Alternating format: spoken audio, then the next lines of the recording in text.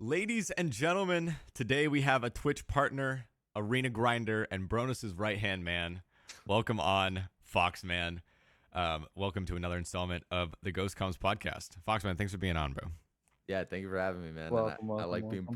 Bhronos' right hand man. Yeah, no, Oh yeah. obviously Oh yeah. it's a bit of comedy. I think that's how a lot of people may have known you from the past, or how you would have come to fame. But I kind of we want to start a little bit further.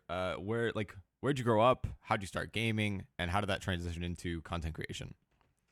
So I grew up in Pennsylvania. I lived in a little small Hickville town, like Okay. 500 people in my high school. Mm. Absolutely, like, like there was no diversity. Like it is the whitest, like 500 people small town you could Yeah. possibly think of. It was Yeah. horrible. And I've been Yep. playing video games since I was like 3 years old. Mm. And I just always enjoyed it. And then I remember when Black Ops 2 came out on Okay. like PS3 and 360, there used to be a Yep. little option in the zombies menu that would say live streaming. And I used to Mm. always tell my dad that I wanted to be one of the people that played zombies on the live streaming section. And he Mm. told me I had to wait until I was 13. Mm. And then Yeah. eventually, when the PS4 came out, I was 13 turning 14. Mm. And I got the Okay. PS4, and it had like the share button, and it had like the video editing software, and all of it was built onto there. Yeah. So Oh yeah. now the next thing was just coming up with a name, and that was kind of where it all started. Okay. You know what I realized with a lot of these guys that we've had on the podcast, everybody that started gaming very, very young. Yeah. 3 years old, 2 Yep. years old, 4 years Yeah. old. Nothing below like 5. Yeah, like Yeah. literally from the time I could hold the controller, I was playing. So Yeah. Yeah. Was that So- because of like your own like getting into gaming, or did someone help you So get into that, like your dad or something? my dad loved video games. Mm. Like, Okay. so when I was like literally like 3 years old, like he'd just be like putting the controller in my hand, make me run around, and like I'm a little ass kid, like I don't really know what I'm Mhm. doing. So, Yeah. but he said that I used to like run around in like GTA or like whatever Mm. game they had me on, and I always played from time I was growing up. Like I had a Nintendo 64, Sega Genesis, GameCube. Like I Jeez. had everything. Bros Yeah. in GTA 3 is crazy. That's why I ended so messed up. Okay. Yeah. Oh god. Actually, you mentioned it. Where does the name come from? I've asked you this before, but I don't remember the origin. Mhm. So when I got this PlayStation, the PlayStation 4, the first games I had on it were Far Cry 4, and then I had Assassin's Creed Unity, and it was a month before Grand Theft Auto got its next gen release. And then when it finally did, I started playing GTA 5, grinding the game, I absolutely loved it, and I always wore a fox mask in Grand Theft Auto 5. Okay. And after playing with the same group of people for a while, because with the release of the next gen consoles, they released heists in GTA. Mhm. Yeah. So yeah. you always had to wear a mask when you're doing these heist missions. So my one friend said to me, he's like, "Bro, I've never even seen your character's face before. You're like a Fox fan." You're And like, that was cool. Oh, That's and that cool. was where the name came from. okay. And I've been Foxman ever since. I like that. Yeah. Okay. Very Okay. cool. So how did that kind of get into? Did you? Because if I remember correctly, you started YouTube around that time as well, right? Like you started on GTA videos. Yes. So I did back then I did money glitch videos. So I would do like Oh jeez. I saw my- so many people doing those GTA Nice. 1 Yeah, videos. nice. bro. So like I would teach them, like I'm like trying to figure out how to like duplicate cars, and like whenever there would be a new patch, I'm trying to figure out a new way to do it to push it out to like my viewers. I only had like when I very first started, obviously I didn't even have 100 subs, and I'm making these like money glitch videos for getting like 100 views, and then Mhm. eventually it started doing well. And like I remember back then, like my biggest video had like 60,000 views, and I thought I was Jeez. the man. Damn. I was Yeah. like, I'm Damn. like, I got a video of 60,000. I'm like, I'm really him now. But Yeah. I ended up getting like to 3,000 subs off of doing GTA videos, Nice. and that was like the start. But like at the same time, as I was turning like 14 and like the PS4 came out, Fortnite didn't come out like much long. Like it was like what 2016. So by the 26 time, 2017. 2017, yeah.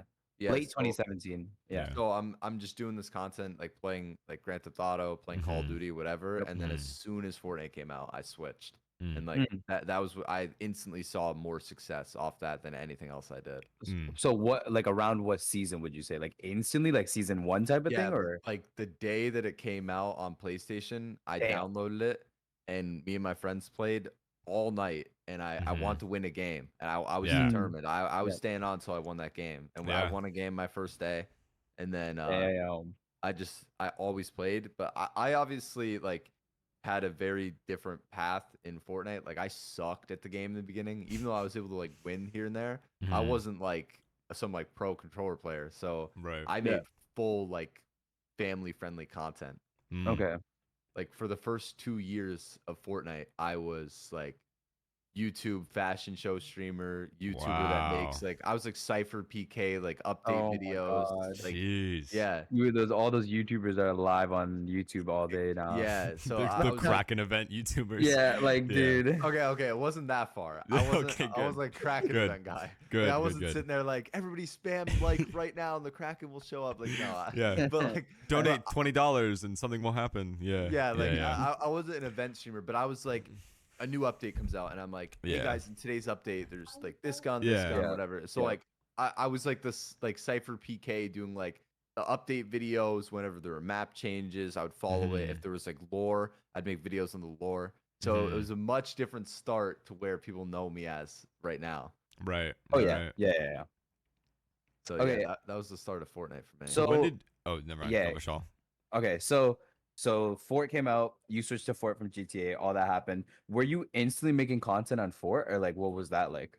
Yeah, so I like literally from the time I like got this PS4, Yeah. like Mhm. whatever game I played, I always was trying to figure out like, oh, how can I make this a YouTube video? So I'm doing Grand Theft Auto content, and then Yeah. once that like died out for me, I started playing Call of Duty, and I'm a really good Call of Duty player, and I would do Okay. like I believe it.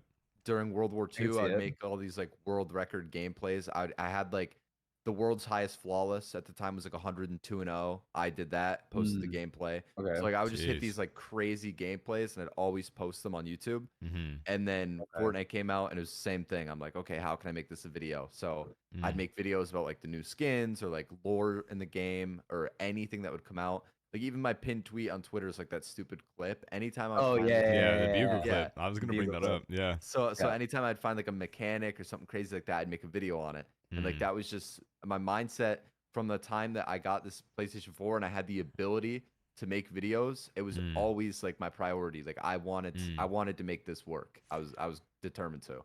So how did that transition into streaming? Like when did you start streaming? So I have when I started playing Fortnite, well actually even when I did Call of Duty I streamed a little bit. Mm. I had really bad internet at my house at home, but my Everybody goes grandma through it. had pretty good internet. So Okay. on the weekends when I didn't have school, I'd like take my PS4 to my grandma's house and I would stream whether it was Call of Duty, and no one remembers those. I averaged like not even it was probably me and Nightbot in there. And I would stream like 6 hours a day, like just grinding out some like Yeah. Call of Duty content. Like I get like nobody's coming in the stream. Yeah. And then Fortnite comes out and I'm kind of doing the same thing. And then I got pretty heavy into realizing that like anytime a new skin came out, I could give the skin away and bring in like crazy amount of viewers. And I feel like that's a big disconnect. in a lot of, Oh, okay. That's yeah. Mm. So I would Yeah. be like, okay, like this new skin came out. Now I'm making a tweet about it. I'm going live on YouTube and I'm giving this skin away today.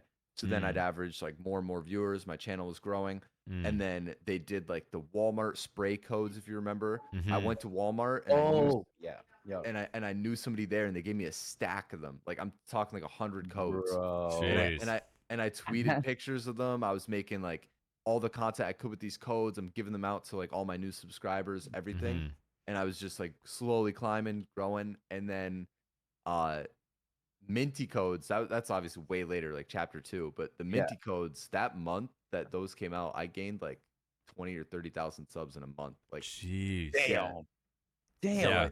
so No, like I mean that they was were something like I- that popular. Yeah. Yeah, they really were. They And were. it was also funny enough, not a lot of people realize this. The first season of chapter 2, the release of Minty codes and musically switching to TikTok all happened in the same month. I gained 100,000 followers on TikTok in the first month that the app was out. Jesus. And then I didn't post on TikTok for 3 years. Yeah. TikTok posting might be some of the hardest things when you do it on your own, bro. It's so struggleful because you don't know what to post that will actually get traction. I don't know what I'm doing on TikTok nowadays still as well. Like, So No, it's I mean so hard. it's all a process though. Yeah. I Yeah. know, yeah. No, it is a process. So Because either people blow up overnight or they blow up like months on. I wanna get into that, but like from what it's sounding like, and I kind of want to like get your view on this. It's sounding like you kind of were building the skills and getting the experience to be a content creator from when you were like your whole life.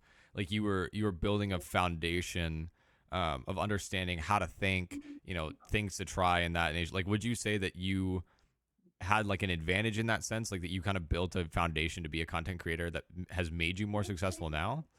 Yeah, so like that's one thing that I definitely realized there's like this huge disconnect that a lot of people have now is like people are always like, "Yo, Fox, you're so like well spoken. You could do Mm. you could do your YouTube videos in one take. You do your TikToks in Mm. one take. Like, how do you do it?" And it's like, bro, I didn't start that way. Like Mm. when I first started making content, making YouTube videos, I was like, I sound nervous. Like I Mm. sounded like I wasn't confident to speak on the mic. I would mess up Right. my like script, whatever. So Yeah. it's literally just years of messing up. And Mhm. that's I always tell people that will come in my chat. They're like, "Oh, like, how do you get popular on TikTok? How do you get popular on YouTube?" Like everyone's always asking me, like, "How do Yeah. you do it?" And it's like, dude, you gotta fail. You gotta Yeah. mess up. You Yeah. gotta upload a TikTok, and then Yeah, TikTok's for gotta get sure. 10 views. Like Yep. I've had videos I've put so much time and effort into Mhm. just to watch them absolutely tank. Like Well, and it's that's just yeah, how and it Yeah. that's the goes. advice I give everyone because people ask me, "Hey, how do I get started? Like, what do I do?" And I'm like, "Dude, just start. Like, stop waiting till you have the perfect setup or waiting till you have the perfect like whatever. Like, if you just keep trying to make it perfect or whatever, and you just don't start, you're never gonna get anywhere. You just got to Exactly. start Yeah. doing it Yeah. and At least learn putting a as you foot in the go. door. Yeah, Yeah. Yeah. Yeah. yeah. I love how you bring Streaming up the setup especially. too. Like Yeah. people always say the setup thing. People are like, "Oh, like, Hmm. do I need a dual PC to stream?" Bro, I'm not even kidding. When I was on console, like playing on Hmm. that PS4, making those videos on Yep. PS4, I Yep. was making thumbnails on my phone. I'm editing in Share Factory. Yeah. Like I'm Hmm. I'm literally like bare minimum. I got Yeah. all the way up to 50,000 subscribers off Yeah. my PS4. Bro, Yeah. streaming on console, you literally pull up your phone as your chat, bro. And Exactly. it's Exactly. so delayed, but like you deal with it. Are there things in But a that's the setup thing you that do. help? Of course. Like, Yeah, yes, it's yeah, nice to have dual PC when you're like, it enables you to do certain things. But yeah. if you don't have the foundation that's going to make a successful content creator, if you're not entertaining, if you're not charismatic, if you're not well spoken, all those things, like, it won't matter anyway. Like, the setup is an Yeah. excuse that a lot of people have. And it's like, no, dude, you just got to start, see where you get. And then if you start making some money or get some traction or whatever, you can invest in Yeah. yourself and say, oh, yeah, I'm going to, get a PC or whatever. I mean, that's the first Yeah, big jump that a lot of 100%. people make. So- And that's the thing. I don't discourage like if somebody has a ton of money and they're like they dump a bunch of money into like buying the Mhm. whole streamer setup, whatever. Like, Mhm. of course, if you don't have a lot of followers and you have a good setup, like I'm not dissing that, but I'm Mhm. just saying that like there's no reason to not start if it's something that you're thinking about doing. Yeah, So exactly. like Exactly. it Yeah. goes both ways. Yeah, Yeah. for sure. So speaking about TikTok streaming became pretty big for Fort Mhm. creators specifically. I know I watched AimRed when it first dropped. He did it, and then But you also started doing it, right? I actually took it because of him. Right. Okay. He doesn't know that though. Yeah. No, because I think AimRed was one of the first ones to do it for He Fort. he he was, and I saw think- him one day tweet out like a payout where he made like Mm. $1,400 in 1 month, and I'm like, oh, like how's this guy doing this? So I Yeah. really started looking around, Mhm. and I figured out like he must have done the through Carter Pulse or however he got the key. So Yeah. I reached Mm. out to them at the very beginning of the agency, and I got my key right at the like right as Mm. everybody was getting Damn. onboarded. So like Mm. I always try to just like look at what other people are doing and then like so he was doing the Build TikTok off. Yeah. stuff and I'm like yeah like Yep. I'm like I grind all these arena points, it's gonna make all Mhm. these like kids think I'm like the best player in the world, and like that's a huge thing too, like all Mhm. these kids on TikTok, like they literally think I'm like god at the game even The though I'm, like, the greatest Yeah. of all time. Yeah. yeah, and I'm Their just sitting frame of there playing reference is just pubs. yeah. Yeah. Yeah. That's the same thing. Um, I'm pretty sure the way AimRed blew up was actually literally because of his TikTok. I'm pretty sure during chapter 2, it was all he just posted like 1 minute highlights of his FNCS tourneys, and everything Mm. would get like 100K Yeah, likes. his videos used to do pretty good. Like Really good. my Yeah. videos, like so when I came back, so like I told you guys, like we're backtracking a little bit here now, but I Mhm. had TikTok comes out chapter 2 season 2 or chapter Mhm. 2 season 1. I'm making TikToks all the way till chapter 2 season 2. I blow up my YouTube a bit. I'm at like 96,000 subs on YouTube. I'm Okay. at 140,000 followers on TikTok. Mm. And Damn. then when I was in college, I was dating this girl for like almost 5 years, and she Yeah. ended up cheating on me, Mm. and I kind of just like fell apart. I Mm, lost Yeah. that passion I had for like the 4 years prior. Like I didn't stream mm, anymore. I didn't make videos anymore. Like that was I lost mm. it. And like And you guys were asking, like I had that drive for so long, and it yeah, was Yeah. yeah. gone. Yeah. And I didn't post, didn't do anything. So me coming back to TikTok and come back to YouTube, I had decayed like 16,000 subs on YouTube. My Mm, TikTok Yep. was at like 60,000 followers, and Mhm. I was barely getting like 1,000, 3,000 views a video the first month back. And now, I mm. mean, you look at my TikTok, it's like 50K is like the minimum. Yeah. How long was that stretch from when the whole cheating happened? Like, how long was that stretch afterwards of you not posting, Yeah. you not being motivated? So I'm trying to think. So exact timeline, I'm like, obviously get the console. I'm like making these GTA videos all the way to Yeah. Fortnite. So that's 2017. And Yeah. then I graduated in 2020. I'm making Fortnite content all the way from 2017, 2020. My Mhm. YouTube's doing pretty good. My TikTok's doing really well. Like I'm making enough money to not need a job at the moment.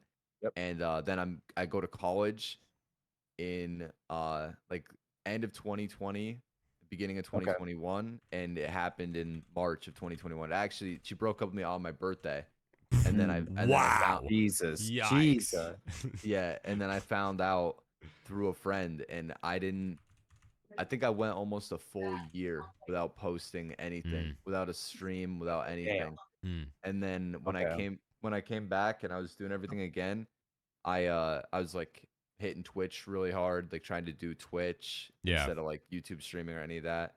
And but I was already on Elite at that point. That's like the timeline's all over the place because when she did that, I was already on Elite because Mm. I met I used to watch this guy named Landjock, or Yeah. Oh, yeah. there Yep. was Landjock, Thresh, uh Inspire, like all those guys, like the original like OT guys. Like Yep. I Mm. loved watching all them Yep. back in 2020. Mhm. Arab too. I loved Mhm. Arab. Oh, yeah. Love Yeah. Arab. We love Arab Such a around good here. guy. Yeah. And Yep. and I would watch all those guys. And one day, Thresh got invited to a kill race, Mm. like, or he was hosting a kill race Okay. with Elite. And I was like, oh my god, like we should meet. Me and my friend Roy at the time. I'm like, Roy, we should go play in this kill race. And we got second place to Nice. Thresh. Damn. And Elite was like, hey, like we see you have this many subs on YouTube, we want to pick you up. And that was in June of 2020. And then I was on Damn. Elite all the way until 2022. Mhm. So Wow. I mean, there was like a basically a year when I was on Elite where I didn't do anything except the Mm. Elite commentaries. Like I didn't Mm. post, Got I it. did nothing. So Got that it. Mm. was where that year stretch was. It was like basically all of 2021. I didn't do anything. Mm. And that was hard quarantine time as well, Yeah. where a lot of people are Ye- blowing up. I Yeah. really, it sucks because I look back on that, like those times, and I think to myself, like in 2020, like going into 2021, I'm at like 96K subs on YouTube. Like I'm about to get Yeah. the plaque. That's the I'm blow up. like, Yeah. yeah, my TikTok's like frying. I have like 140,000 followers. Like I was really like, Mm.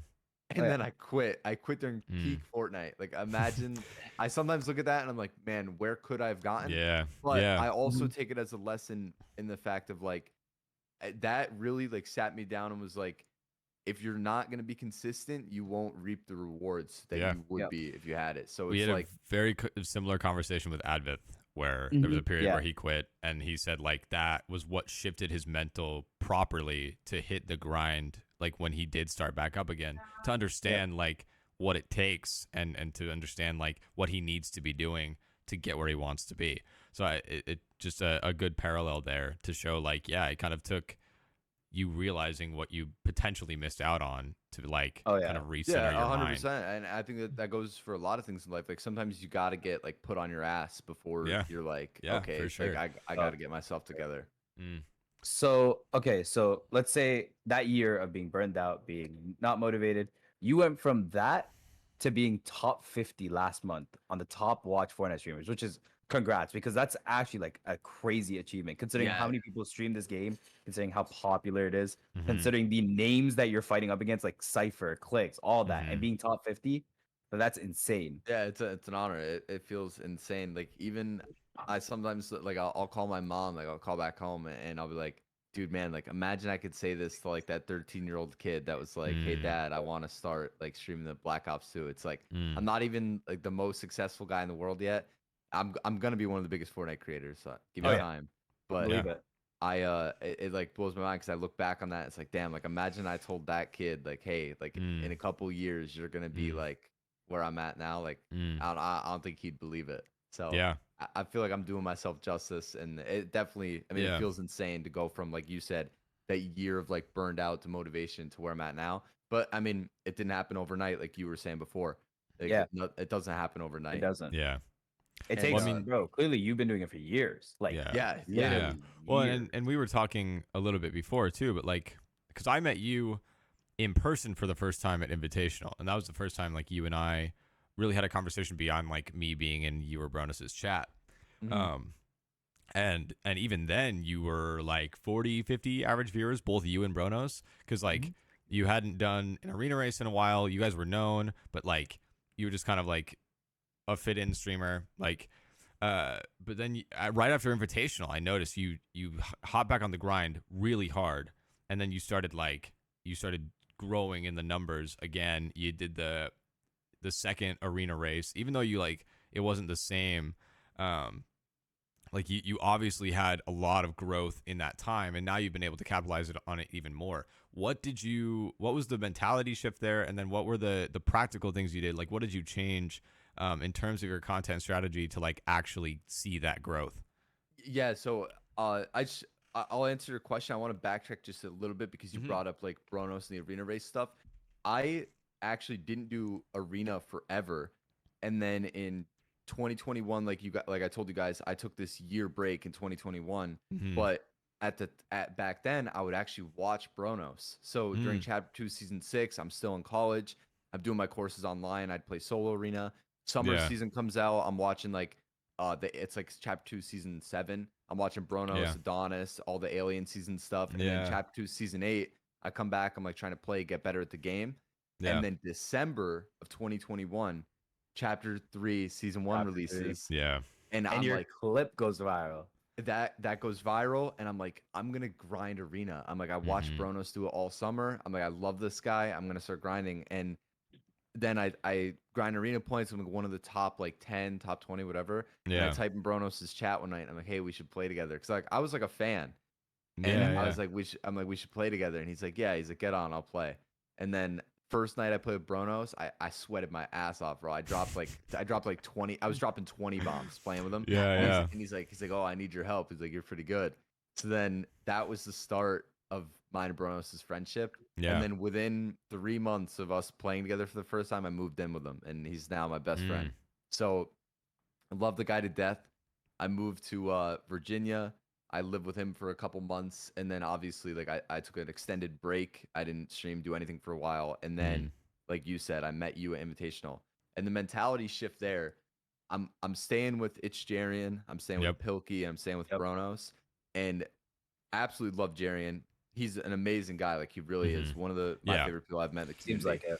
Yeah. And all these kids are coming up to him, like they want to meet him. Everything. Even when we're out, we could be at a restaurant near Invitational, and there'll be a kid in the restaurant, like, "Hey, can Jarian, I?" Like he's asking his dad if he can go take a picture of Jarian, and Jarian's like, he's like asking them questions, like. He's such a nice guy. He's he is. Everybody. He seems like he's so humble. Like he really, you would never think that he has the influence or money or 100%. anything that he has. Like, and he's like, he's making like this little kid came up to him, take a picture, and it's like crazy because he makes them feel so involved, and like that was so cool. It's inspiring to see. And then I met you, Jatmon. You made it like a deal. You were like one of the only people. You were like, yo, like Fox, I really want to come see you. You're like, you gotta come meet me. And I was like, okay, I'm gonna meet this guy. And like you, Loki, you probably don't realize it, but just the fact of like you meeting me, knowing that someone cared to meet me, it was like that kind of like put like a fire under my ass where I was like, dude, next event I go to, there's gonna be at least 30 Jatmons. There's gonna be at least these kids are gonna want to meet me at the next one. And I was like, I'm making it a point. And I got home. Instantly got back on the stream grind. I'm start grinding, and then December hits, and that I met Smacks at Invitational too. Yeah, he wants to be my TikTok editor. Up. Yep. Yeah, so I met you, I met Smacks, and then I come home. I'm grinding everything out, and then Smacks is like, "Hey, I know you're about to do the arena grind again. You're not gonna have time to edit your own videos. I know That's you're good biz. at Yeah. yeah." Yeah. And he hit me with like the one big issue editors have, or any of these social media managers have that they do, is they reach out to someone. They're like, "Hey, Jatmon, we can get you so many more views than you've gotten before," and that's the most disrespectful approach ever. I can't stand it. So when Yeah, a kid, you suck. Like, let's. yeah, Let yeah. me do something for Yeah. you because You you're obviously don't horrible know what at you're it. doing, so let me do your job for you. Like, yeah, Exactly. yeah. They message me like they need me, or like that I need them, and I'm like, no, Yeah. no, no. So Mm. Smacks took a No, no, different no, no. approach.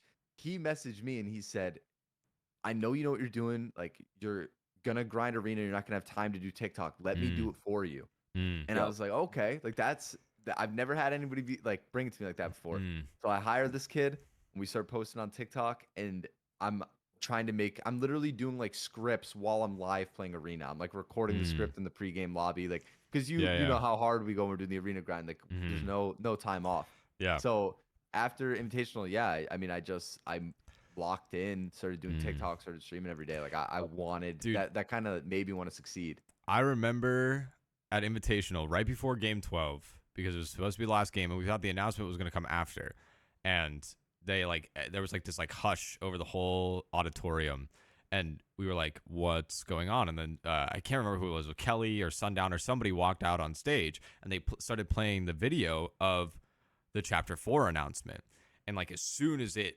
lit up with Chapter 4, I remember I was like 5 or 6 rows in front of you. I turned to you and Bhronos, and I was like, I already knew like what you guys were thinking. Like, Yeah. Chapter 4 arena race is happening.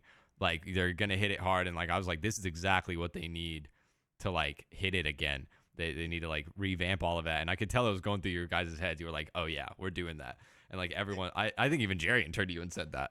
Yeah, it was 100%. You're exactly correct, because it's funny that even the way you captured the moment, like the way you described it, it's exactly how I felt. I'm like, I'm sitting here.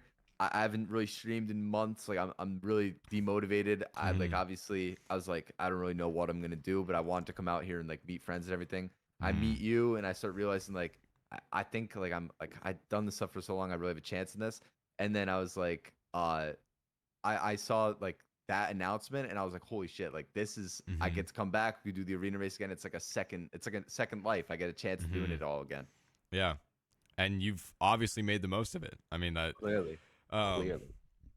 Yeah, so I mean that's like you've started hitting TikTok hard, and I think I remember the stream that Smacks came into your chat like after, because it was like right after we all got home from Invitational, and you were like, yeah, I'll give you like $100 a month or whatever it was, like starting out to like to manage my TikTok and all that. Yeah, I told him, I'm like, I'll give you $100 like just to start.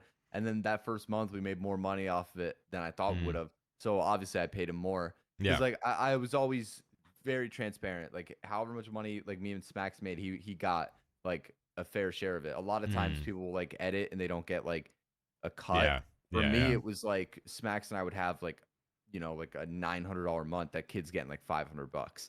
So like, I always made sure like the work he did, he felt like he was rewarded for it. Yep. Well, and I mean, to talk about Smacks a little bit, like, because I want to have him on, honestly, because it's so funny. I was behind him in line for my tickets. No clue who this kid was. I mean, I literally thought he was like a super fan, dude, because he's like, I mean, he's a small kid. Like, I'm not gonna count. Like, you would never think that he's working with the people that he's working with, or that he's doing the caliber of work that he is. Like, I mean, the word prodigy comes to mind because he's built something for himself at such a young age, and he's already so successful and getting experience in the scene that most people would dream of seeing. So like, just kudos to him. Shout out to Smacks, because like, oh yeah, I mean he's a great kid, and on top of it too, like when you see the prodigy stuff, man, it's like when I met Smacks, the only person he worked for, like he had done work for other people in the past, but like his main client was Rip Rara. I met him, we started working together, and then every time there would be like, for example, like Ref's Guard made a tweet and he was like, I'm looking for a TikTok editor. I gave it like the biggest vouch ever.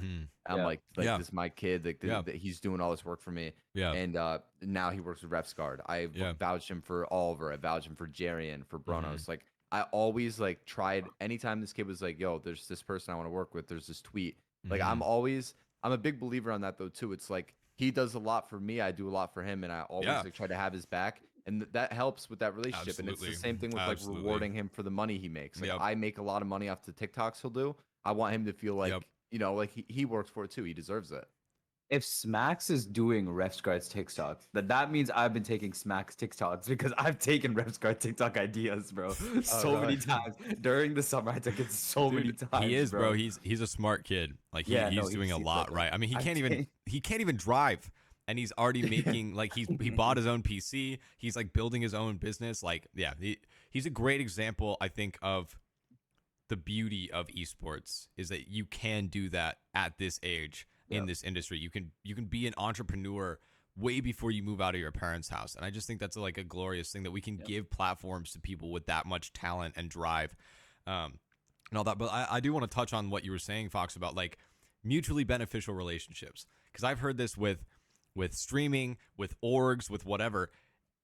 In my opinion, everything should be an equal give and take. Like, I don't know why there's this like mentality of like, yeah, I'm going to take everything from you and never give anything in return. Like, especially with orgs, everybody like wants their contract. Like they want all their money. They don't want to do anything for the org. They don't want to make any videos. They don't want to like rep the org in any way. And I'm like, dude, like you're literally just wanting free money for nothing.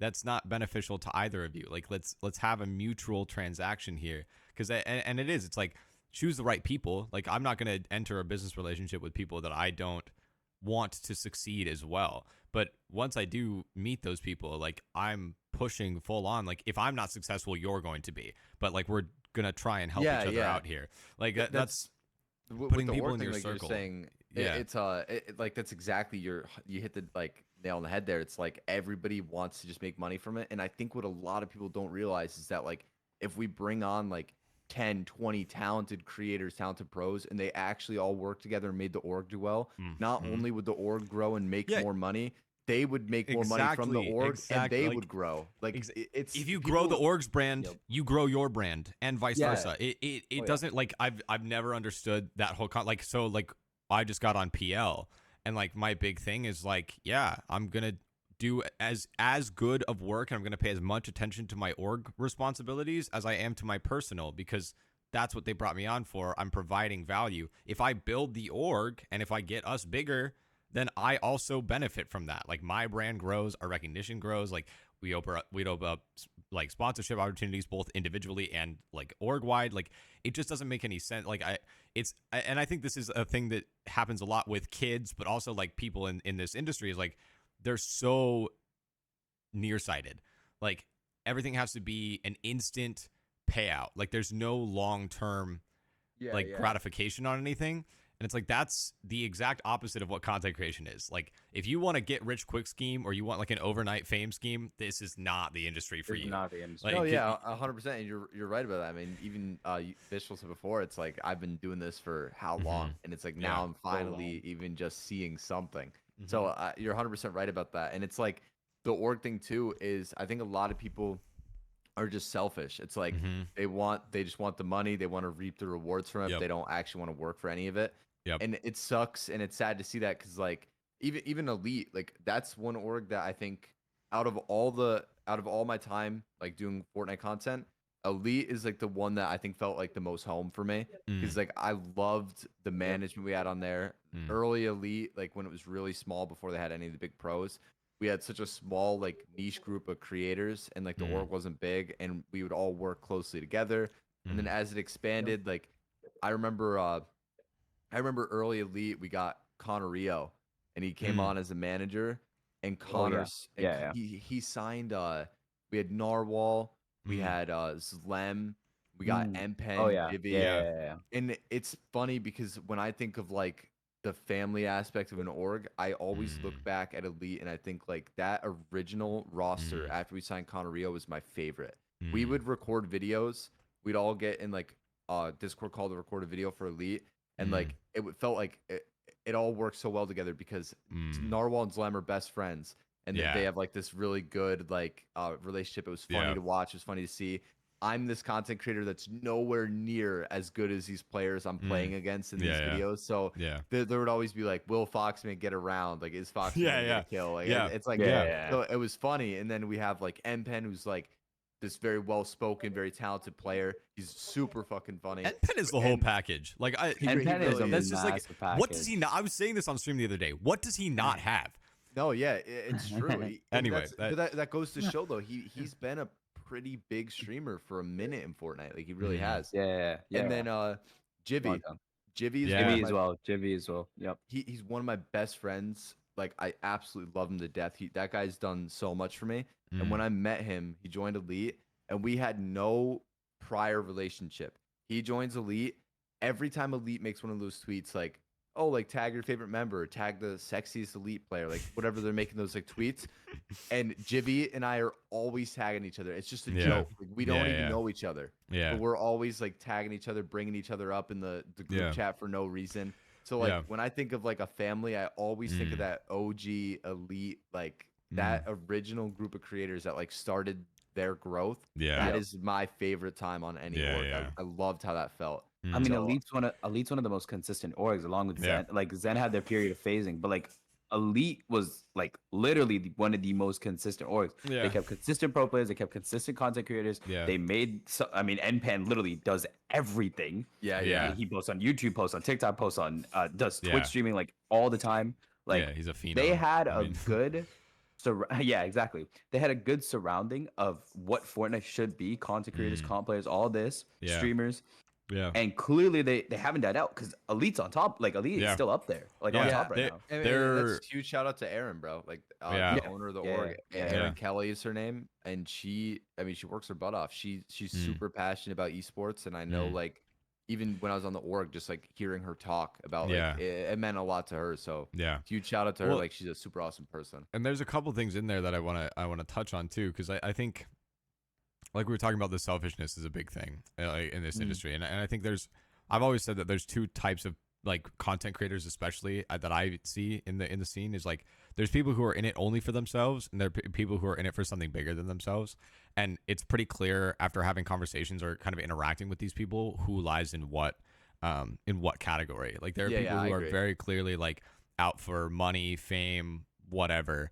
And there are people who believe that it's for other people. It's for the people that you're impacting. It's about having some kind of influence on the way somebody's life goes in a positive manner. I mean, and that, and I think that's reflected in even the work that you do for an org, or the content that you make, or the type of content that you make. Like, I think there are people that are successful, but they're like selling out. They're just making this like shitty content. It's like, yeah, this has no substance to me. And that's more of a personal belief. Like, I believe that it should mean something. Like, I believe there should be character behind your content. I and some kind of influence behind it. But I think that influences it too, because I've definitely met both types of people. And I'm like, man, you may have like this, the selfish people may have a short-term success, but like these people who are in it for something bigger than themselves are going to be more successful in life and in the long run in this industry because they're passionate about it. I have friends on like both ends of that spectrum too. Like I know people that I'm friends with that are like 100% in it for like, they just want the money. They just want the quick like fame. And then I'm also friends with people that I know that have done it for years. Like they really want to succeed at it. I think like, personally, I feel like it's pretty obvious when you come to my streams and stuff. It's like I love like the like family aspect. Like my Discord is like Foxman's Guff Gang. And I have like a group chat. It's Foxman's Guff Gang. Like I love my people. My regulars that are in there every day. Like, and I always tell them like somebody will come in and I'll be like, oh, like I'll ask them about like whatever the last thing they were telling me in the stream. And then, I always say it's like, dude, like you guys are a regular part of my day. Like I go live, I talk to you, and like when those people don't show up, it's different. It's not the same stream without. So 100%, I see the value in. It's about the viewers. I mean, it's like you are providing a service as a creator. You shouldn't be the worshipped. It's like, I'm trying to do something for you. I'm trying to make content that impacts you in a positive way. And that was my motivation for getting in content creation in the first place. Was like, I've coached youth esports for a few years now. Like that's my part-time, is I coach like youth Fortnite with a company, and seeing how those kids are turning out with some of the influences that they're watching, like a Clicks or a Bucky or whatever. Like I'm like, holy shit, this is a problem. Like, and not to like diss on Clicks and Bucky, like, they have their platforms, they're doing what they're doing. I think they don't understand how they're influencing these kids, because I see these kids and they're taking it all serious. You know, like if you talk, I'm sure if you talk to Clicks or Bucky or any of those people behind the scenes, they obviously be like, yeah, like it's just for memes or it's for content or whatever. But like I saw this very distinct lack of like role models and like figures to look up to in the scene, and especially ones that are entertaining. Like Nick A30, I respect the hell out of him. I could never do what he's doing, and I could never watch it. Like I just can't, you know. And it's like funny because like his content though is like you're not the target audience. Exactly. No, yeah, not- you're absolutely right there. Yeah. So I mean, his dynamic fits well for like kids. Like if you're a Yeah. kid, he's super high energy. He's like Yeah. talking about all the new items. Like, Yep. Yeah. It's Yeah. like he No, fits his target well. Absolutely. And I'm not dissing him. Like he's killing successful it. for a reason. He And he's knows killing his it. niche Yeah. and he targets it very well. What Yep. I'm saying is like a 15, 16-year-old kid who's competing in competitive, for example, is not Is going not to look gonna up to watch him it. and not going to watch Exactly. him. And like 100%. Yeah, they're just not going to, like, they're learning from people who also don't have life figured out. You know, like they're watching role models who don't know what they're talking about. And then we end up with, I think there's a reason the Fortnite com has a reputation that it does amongst other gamers and just like the world in general. It's like, we've built a pretty bad name for ourselves, I think, because of those lack of role models. So it's I mean, it's nice. And I would vouch for you any day, Fox. Like you're absolutely one of 100%. those exceptions. Like you the kindness that you display, the empathy that you display, the even just watching your relationship with Bhronos and knowing even as a morsel of what you've done for him as a human being. And like I think anyone around you too would vouch for you. Like you are one of the like just like sanest, kindest people in the scene. Absolutely. And like you're a great example. Damn, bro. Like I really appreciate that. I try my hardest to like do that. Like all the people. Damn, man. Yep. That's damn. Thank you for saying that. I No, definitely have I mean, seriously, I have like a lot of friends true. I've made in the community that like I look out. Like I always want to see my people do well, and I try to be like super receptive of like everything going on and like check in on people because I know how some like that means a lot sometimes just to like have somebody check in. But Yeah. 100% like friends in the community. I try to look out for everybody, and then even beyond that, like as a creator standpoint, just like the idea that I have a platform. There's days like I'll go live and we'll talk about whatever. Like somebody will come in, they'll be like, "Oh, like how do you feel about like the whole like Chris Mr. Beast thing?" Or they'll just bring up like any of these like social issues. Yeah. And there's two ways you go about it. You either like don't talk about it, or like you don't talk about it, and then they're like, "Oh, like why aren't you talking about it? Why are you afraid to talk about it?" Yeah. Or you like, give your opinion on it, and when you do, people either like it or they don't. But I stand by. I'm a big believer in like, if someone is doing something, like anything, I'm not even just the like Chris from Mr. Beast thing, literally anything. Yep. If someone is doing something that has no effect on other people or it's not hurting them, then they should be allowed to do it. You should be able to do what you want, be happy. If you're doing something that affects someone negatively, then sure, people can call you out on it. But for the most part, if you're doing something that makes you happy and it doesn't touch or affect anybody else, I don't really see why people have an opinion on it. And if you really take a step back and just look at Twitter in general, the Fortnite community, the most hateful, like disgusting people in the community are always the least successful. It's the people. It's the people that have all 100%. day to just sit there and think about other people that don't make it. They got nothing to do. They don't know what to do. Exactly. Psychologically, bullying comes from insecurity. It's I can't allow anyone to try and like penetrate this very thin barrier of my self-esteem, so I'm going to be aggressive to stop that from happening. You know, no, I mean, I like what you said about that though, because I've heard you speak very intelligently on those issues, and I think even because I try to harbor the same thing of like, let's have an intellectual conversation about something and actually talk about the reasons why instead of having a yelling match back and forth. And I think even that idea of like civil disagreement being modeled is one of the things that I'm talking about, of like Fortnite kids don't see that. They just see yelling or, you know, I have more PR than you or whatever. And it's like, it becomes this like popularity competition or it's about Fortnite skill. And I'm like, what the fuck does that matter when we're talking about politics or religion or any of that stuff? So I think seeing civil disagreement like modeled and really just like, because I've had conversations with you where I'm like, yeah, this guy actually is like intelligent and he thinks about these things. And that's rarer.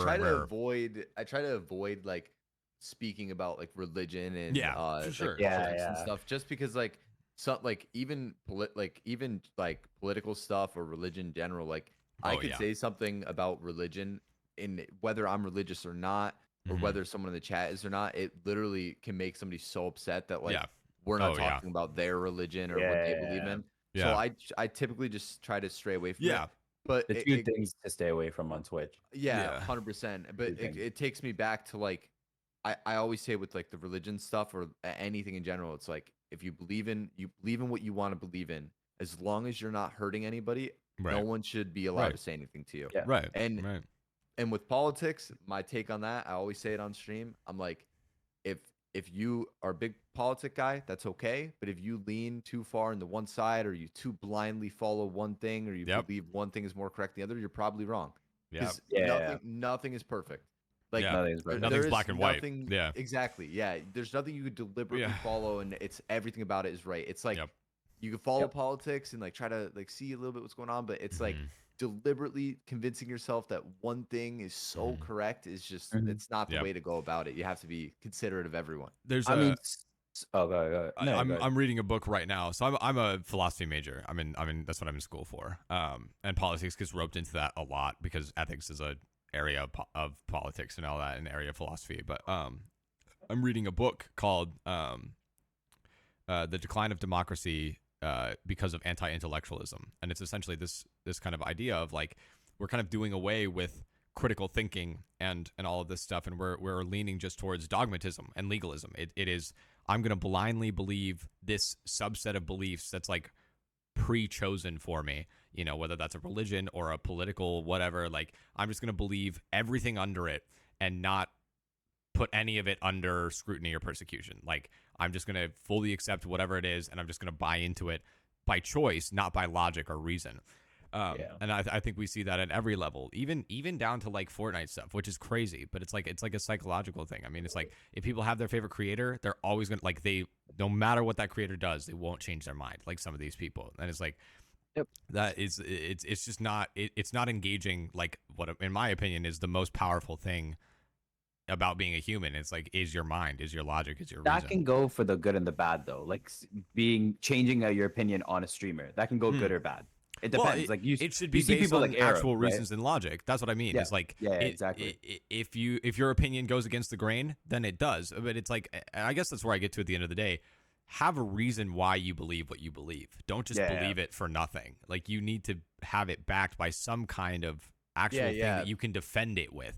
And if you have that, I respect. I'll always respect if I disagree with somebody if they have an actual genuine reason why they believe it. If they just believe it because it's, you know, my grandparents did, or my, you know, church does, or what have you, I don't respect that, because that's not intellectual to me. That's not engaging the brain to actually say I arrived at this conclusion.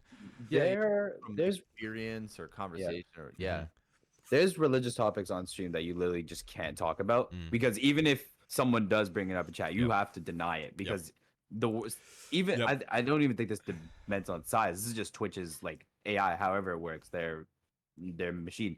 If you talk about anything religious, you can get an insta ban.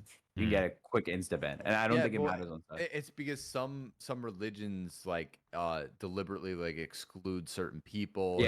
Other religions. So if you talk about like fully believing in one of those, or like having strong views, like it deliberately goes against like some people. So that's against like Twitch's terms of service. So speaking of Twitch, you got partnered.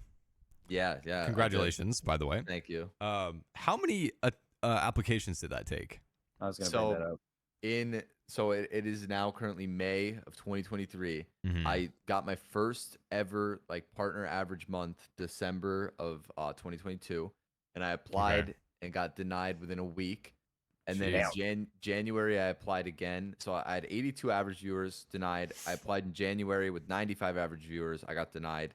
Wow. I applied again with 105 average viewers at the first week of March, got denied. And then 2 weeks into March, I applied with 180 average, and I got accepted within like 12 hours. But why? Wait, I don't get it. But why?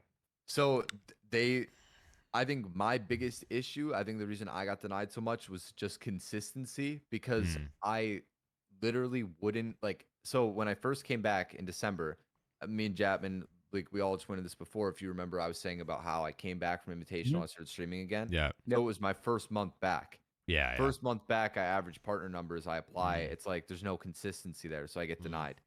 And then I streamed for like 2 weeks more, 3 weeks more. But at that point, I'd quit. I didn't do Arena Race in Chapter 4, Season 1. I only did it the first month, and then I realized my time was valuable somewhere else. Mm. So I wasn't streaming as much. And then I got denied again, which made sense to me. And I then like took a month off, almost moved to Texas, came back, and then I'm streaming every day. When I moved to Texas, I have 105 average viewers, and I apply and get denied again. It's like, well, you're not really showing us consistency here. And then I talked to Carter Pulse, and I'm like, what am I doing wrong? Like, help me out here. And they're like, stream every day for a month straight, and you will get accepted. And I just so luckily had a really good start to March. So where my first like 20 days, rather than being a month straight, I like tripled my average viewers. And then I applied, and it was like, there's just no way I couldn't get accepted. Do you think that there was anything to do with you being a Fort creator and them having so many partnered Fort streamers? Funny, yeah, that actually, like, you bring that up, it's a real thing. Like, they only normally accept so many. It happens in waves. So like in December, all of us were getting denied. And then Brando got accepted. Yeah, because I remember like Peterbot got denied at like 1,000 average viewers. Exactly. And everyone was like, bro. Yeah. And then in if you think about March, like just look at the month of March, or like whatever the month two prior, like JV got partnered, I got partnered, Ariel Harley just got partnered. So like I think there has to be some sort of system where they like maybe it's like a quota, like they can only accept I'm sure so many, X amount of like it's probably related to the amount of average viewers on that category, and then it's like we want to accept this many partners based on that, like per averge viewer per year, something like that. It has to be something, because like literally all at the same time, it was like me, Bomb, Ari, JV got like a month or two before me, but it's like all these people all got it around the same time. I know what Jatmon wants to ask right now, and I'm so ready. I'm gonna save it. I am gonna save it. I know what you're gonna ask. I'm gonna save it, but Wait, so what? Bomb. Oh, we're gonna get into Bomb. Oh, okay. No. So moving to Dallas. So you moved to Dallas recently. That was a couple months ago. February 26th was the day I moved here. Okay. Well, congrats on that. So Thank you, zero ping. Okay, so I wanted to zero ping. talk about the experience, but I also want to talk about, because you've kind of distinctly changed your content since then.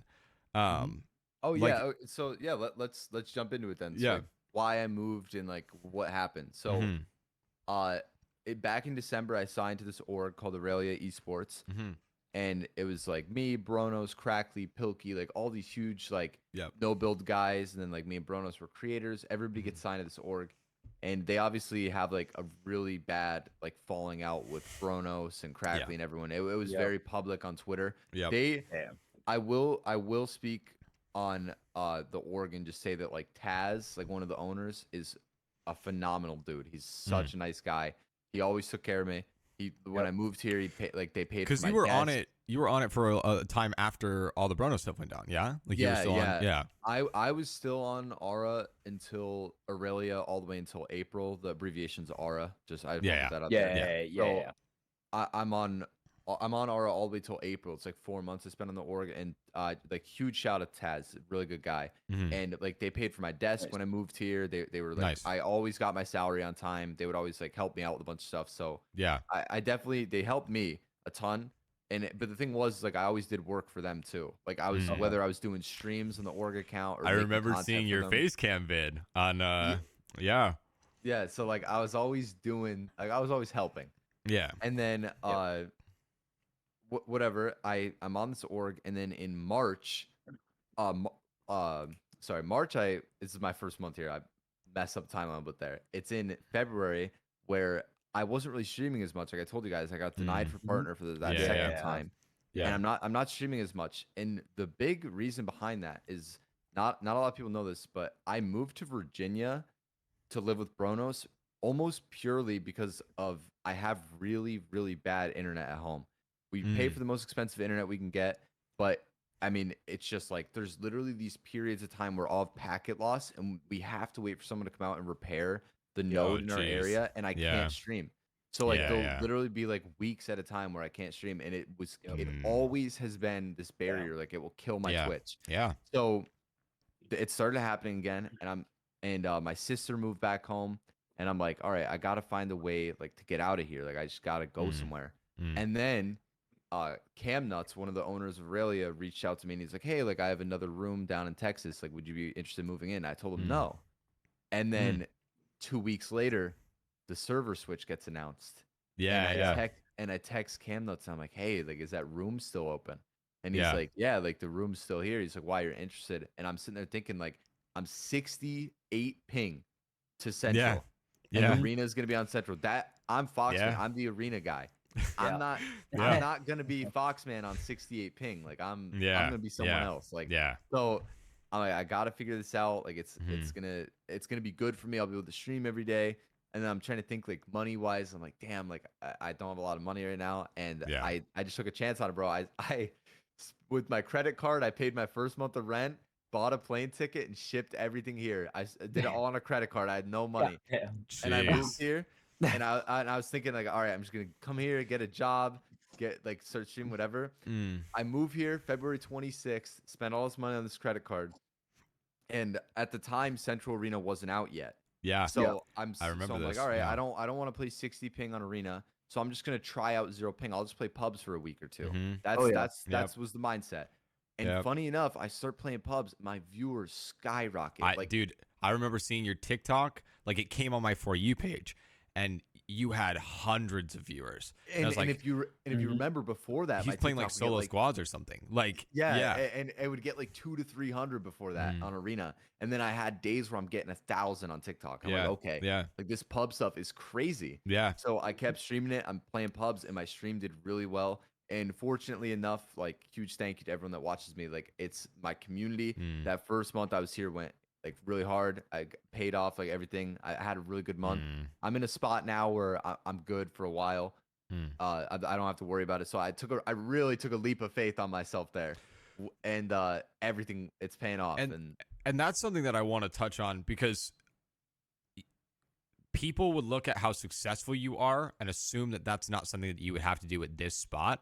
And it's like, this is the reality of the industry. People at your level or higher do this stuff all the time. Make moves with like $0 in their pocket, and they just totally bet on themselves and say, I believe in this enough where I'm going to risk homelessness. I'm going to risk being completely broke to go out and try and make this work. And I think, dude, I put myself in a position where I couldn't afford to fail. Like I moved here. I'm not home anymore. Like I have no money. Like I put myself like, I can't fuck this up. Yeah. So like I put myself in a spot where like I had to succeed. So I get here. I'm streaming.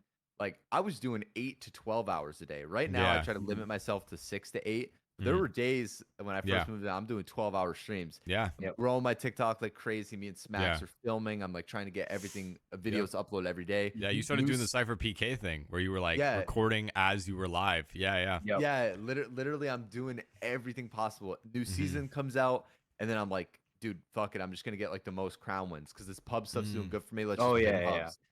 And I just start grinding solo pubs. I'm like one of the like highest ranked pub players. My Twitch is growing like crazy. My TikTok's growing like crazy. And then like you guys said, I had that top 50 month.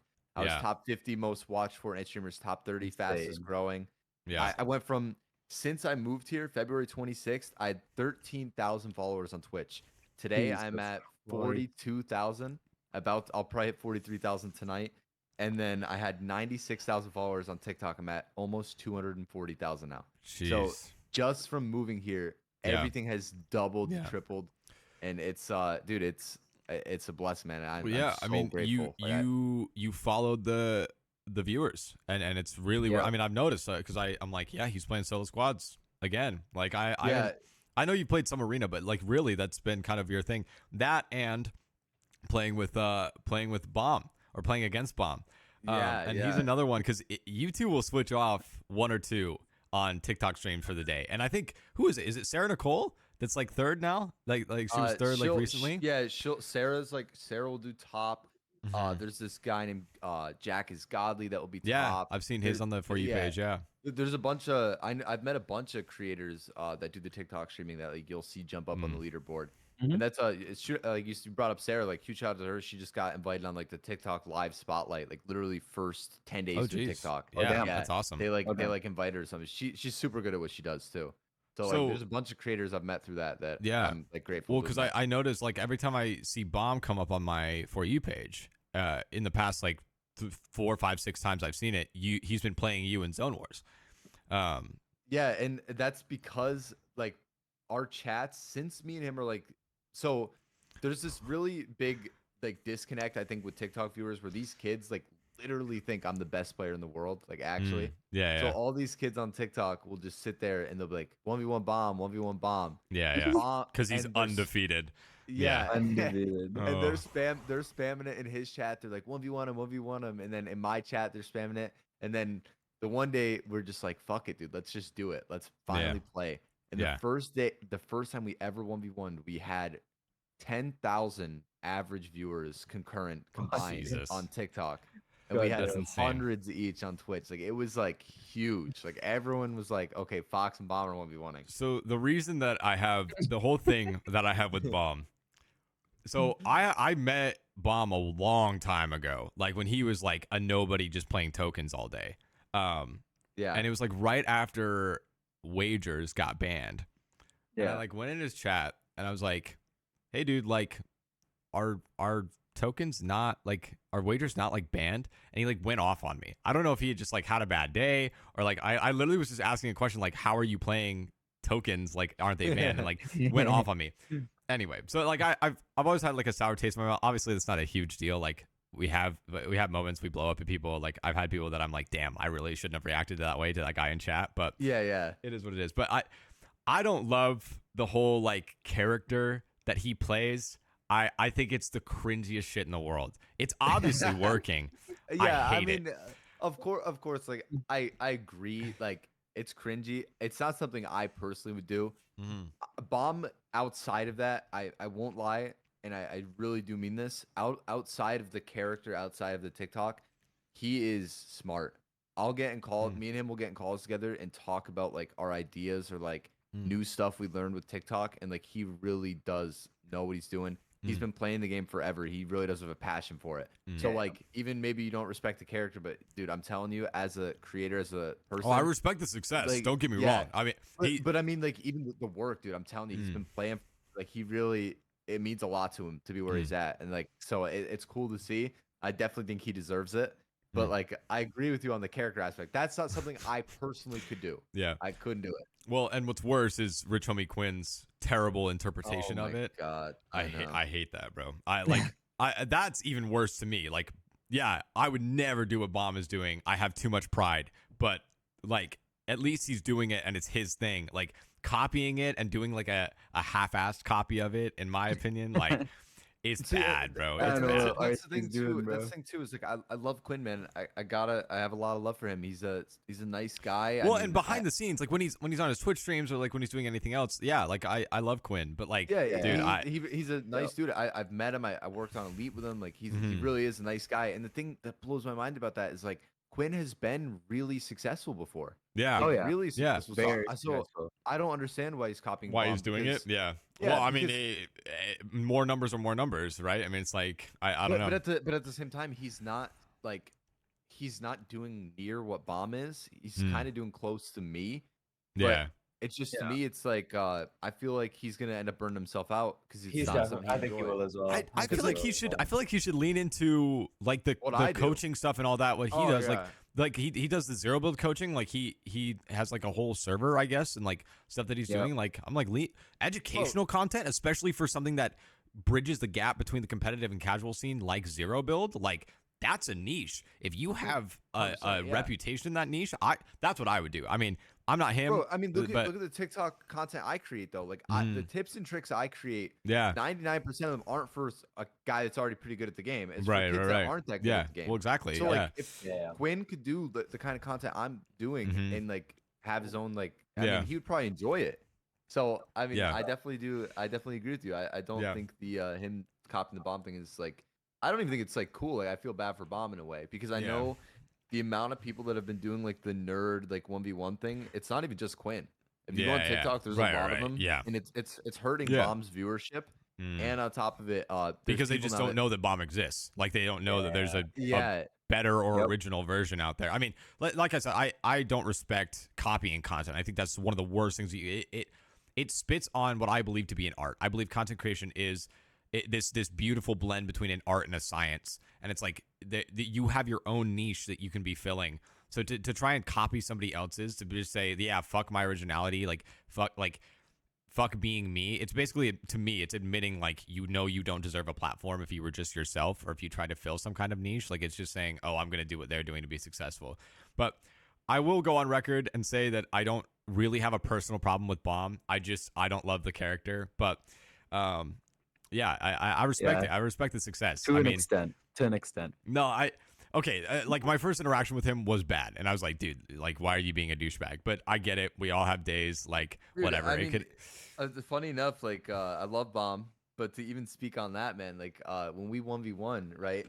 Mhm. I mean, you guys probably already know, but like I genuinely do not cheat. I don't have a Zen. I don't have anything. Mhm. My Oh whole God. Oh, my, don't tell me, bro. my whole calling to TikTok, like when I first started, was I had like The this, Zen in your I, lap. Yeah. I would have a Zen. I'd literally sit it on my lap in my hand cam. So Yeah. all these TikTok kids, the way the algorithm works is you got to get them to comment.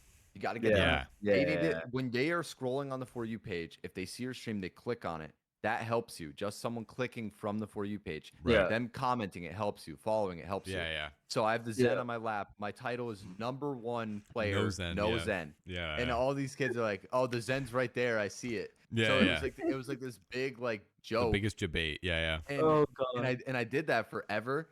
Mhm. And then I stopped doing it because Mr. Lust told me that he thought I could actually get banned for it. I don't think I could, but even then, now I'm doing fine anyway. So like my stream, like I don't even need it anymore. Yeah. But Bomb, when I 1v1 him recently, like I have really good aim, especially Yeah. for a controller player. Like I just have good aim. Yeah. And me and Bomb are 1v1ing, and I'm just like I keep frying him with the SMG like out of the air. I chop him out and I kill him before he falls. Like I'm just like hitting these shots on him, and then he actually got mad at me.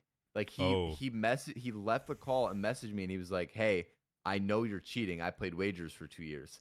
And I'm like, Bomb, I'm like, you're kidding, right? Like, I'm not, like, you really think I'm cheating? no. Like, I'm not even that good at the game. Like, 'cause I'm I'm really not. Like, I'm like better than the average player, but like, dude, Sure. Yeah. if I play against any of these zone war kids, they'll shit on me. Like, I'm not some like crazy zone war guy. So him saying I cheat, I'm like, dude, what do I cheat to play pubs? Like, I'm gonna risk my whole career getting banned to play pubs? Like, it doesn't make any sense. Yeah. So I think he just gets carried away really easily. Like I've seen him play like other dude, it's so smaller aggravating though. It's so Yeah. like it is 100% like when you feel like you just can't do anything against somebody, like that just like your blood starts to boil because it's like, especially me, I like from personal experience, I'm a perfectionist. Like that's one of my big flaws, and like so when it comes to like the game, losing is just not a thing that I can do. Like I can't handle it like emotionally. You can't accept like it. Yeah. and so it's just like anything that you can like latch onto, or like your mind will start to make up excuses because it's just like you can't handle the idea of like, oh my gosh, I'm actually getting shit on Bro, badly right now. I saw Bomb. I think this kid's name's Lights. He's like a new content creator in the scene, Fortnite content creator. Bro, I saw him 1v1 this kid on stream, and I couldn't stop crying because Lights made a whole 1 minute and 30-minute like montage of just Bomb complaining about him killing him. And it was the funniest thing I think I saw that day because it's just him saying, yo, he has to be cheating, right? Like, there's just no way he's not cheating, right? Like, he's killing me from Logan, man. There's just no way he's not cheating, right? I couldn't stop laughing. It was the funniest thing. This guy used the whole superhero song as the background music, and the whole song finished, and the montage still wasn't done. No, yeah, I mean, Bomb's funny though, and like, it's just, it was crazy to me though, because I'm like, I really couldn't believe that, like, he's sitting there saying I'm cheating, and you guys just saw, dude, my chat that day because of him doing that was AIDS. It was so bad. Like the all amount of his fanboys like coming into your chat and like, like the amount of kids coming in, they're like, we know you're cheating. Like Bomb said you're cheating. All this, I'm like, dude, like you have to be kidding, bro. And like it just didn't. The blind end. followers, and then, bro. The sheep. It's crazy. Every And creator I, has some. Every creator has those people that you don't ask them to, but they Yeah. will just do anything for you. They'll die Literally, for you. You're like, legit, what is Yeah. it? Like, legit. yeah, and that's and I went and I talked to him after, and I'm like, dude, I'm like, you really think I cheat? And he's like, dude, he's like, come on. He's like, I could tell by your aim. And then I'm like, Bomb, I'm like, I will show you can PC check me. I will show Yeah. you my setup. Like, Yeah, I yeah. promise I don't. yeah. And then he was like, I'm gonna make a TikTok video exposing you. He never did, but like Damn. that was the first like bad interaction I've Mm. had with him. I feel like it was just came out of a place of like more 1v1. Frustration. He just Yeah, got a little yeah. bit mad, like Yeah, whatever. But sure. that's the homie though. I do love Bomb. So Yeah. Well, yeah, I'll give him a second chance. I'll Yeah, revoke my beef with him. No, yeah, Well, I mean, he's smart. He is smart. yeah. Well, sure. And that's like kind of what you're talking about, like with getting people that you kind of begin to deconstruct the analytical or scientific side of content creation. Like, and you even talked about this like with AimRed, like studying other creators and studying the algorithms, studying the platforms, all of that stuff is a real thing. And like Yeah. like you talked about Mr. Beast's journey of how he got to where he did on YouTube. He got a group of like 5 or 6 guys. They all were on calls. They were like doing conferences and stuff, trying to understand what keywords are the best. How do, like basically what is the algorithm? How do we trigger it? What content is going to blow up? Yeah, and it was like a scientific method approach to content creation. And I think a lot of people don't weigh things like analytics enough. They're there for a reason. Like you need to be looking at like it's not about the numbers and like your money or your like your viewership in terms of like quitting or not. Like it doesn't mean when you have a 3 average viewers that you should quit, but it also means look at when your viewership spikes. Look at the day that you got more subs or whatever it is. And funny enough, I love you saying this, dude, because that is why I do the streams I do now. You guys know how I stream overnight. Yeah. Okay, so really think back, like, what am I known for? The arena stuff, right? yeah, I'm going 36 hours. I wake up, I'm Yeah. live 36 hours, then I sleep, I do it again. yeah, And the trend for me, I always had more viewers at like midnight to like 3 a.m. and then from like 7 a.m. to like 10. So same. my current I've my had the same current- thing. Yeah, in my current schedule, I stream overnights. It hits both of my peak hours. So Mhm. that's why I do the schedule I do. I just do Yeah. the night streams because it gives me the best like average viewers. It helps me build. And also to like backtrack on what you were saying, there's a difference between like every social media has its own algorithm and Mhm. they're tough to follow because not all of them work exactly the same. right. When it comes to YouTube, like you were saying, like the analytical, like breaking down, like what is Mhm. going to get views, like where to put certain stuff in videos, what do I need to say, what Yeah. keywords. Yeah. That stuff really applies to YouTube. Mhm. Whereas Twitch, and I Yeah. think almost everyone knows this, doesn't really have like Discoverability. Yeah. yes, Oh, yeah. it's extremely difficult.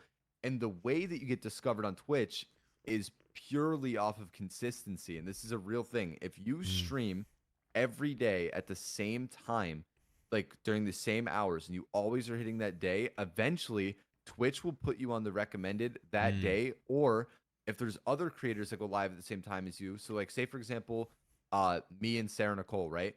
We both Yeah. do overnight streams. If someone is watching Sarah Nicole, there is a chance that when they're on her stream in the bottom left, it will say Recommend her it. Yeah. viewers also watch, or yeah. or it will say recommended, and it will just Yeah. be me. And you could tell in your Twitch analytics who you share viewers Right. with. Right. So Yeah. Sarah actually told me one time that because Sarah's been a streamer for years, and she told me that she finally like started to see success last year. She got partnered, like finally saw the success, and one of the biggest factors was in her Twitch analytics. It showed that she shared viewers with Loya. So whenever Loya would go live, she'd have like 1,000 viewers, whatever. In the bottom left, it's showing to 1,000 people. Yeah. Oh, Loya viewers also watch Sarah Nicole. Yeah. Mm. Yeah. So Yeah. that's a huge thing with Twitch is like consistency. Yeah. Get Yeah. up, Yeah. show up every day. Like Well, do your- yeah, and that's what I like. Those tools are at your disposal to crack that code, so that you can Yeah, understand 100%. those things, so that you can, because it's like a lot of content creation. A lot of people who are very small would be successful if they were able to find their audience. And analytics are like the trail, like Hansel and Gretel with breadcrumbs. It's like the analytics are the trail to Yeah. find that niche, to find that audience. I think a lot of people's audience is out there, and they just haven't found a way to get that connection there yet. And that's what analytics do. Is like, okay, follow the trail, see who else, your viewers are watching, see who you share viewership with, and like watch their content. What similarities do you have with those people? It's like, and that's kind of another thing I think with the whole content creation, like a myth that it's not easy, and it's certainly not less hours than a normal job. Like, you're putting in. I work all day. Exactly. I really do. Yes, you got to play video games for some of that time, but then as soon as the minute you're not, you are doing everything you can. You're thinking about thumbnails. You're thinking about algorithms. You're thinking about titles. You're thinking about editing. You're thinking about series. You're thinking about content ideas. Like, you are always doing something. It's a consistent, constant process. And that, again, that goes to, like, if you want to get rich quick scheme, or you want to, like, an overnight fame thing, go somewhere else. Because this is not the place for you. It is a consistent grind to better yourself in all of those ways and try and do all of those things and be in growth.